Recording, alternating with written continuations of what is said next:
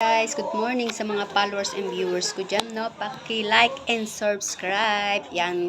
At nag-order ako sa Stage Lady ng eyebrow. Yan, dark brown. Nakita ko lang to sa TikTok, guys, no? Maganda daw ito. Hindi ka na mahirapan magkilay kasi ako that time na hindi pa tato ang kilay ko. At iba ang aking kilay. Isa sa baba, isa sa taas. Hindi ko kaya pagkilay talaga. So, ayan, itatry ko siya. So, kahit tattoo ang aking kilay, naglalagay pa rin ako ng eyebrow na dark brown, no, para magandang dating at para hindi halata na tattoo siya, no, nakaline na siya. So, ayan guys, gusto ko lang pakita sa inyo, no, ayan yung pang-guide niya.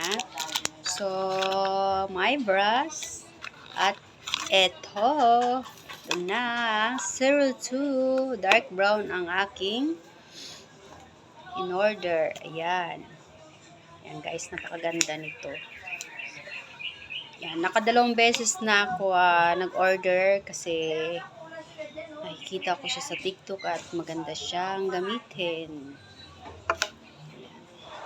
So, kukuha tayo dito ng pang-line. Ayan. Tingnan natin guys. Dito ko itatry sa aking sa aking kamay. Sabi kasi nila na hindi na mahihirapan mag line ng kilay. Ayan, igaganyan mo lang pala guys, oh.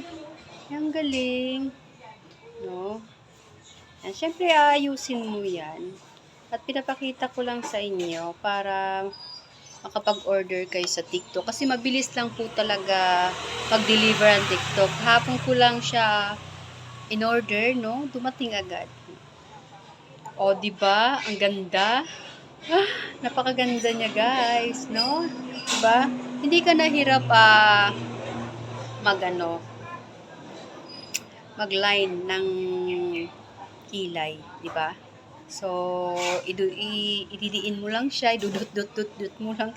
Yan. Ang ganda, guys. Thank you for watching.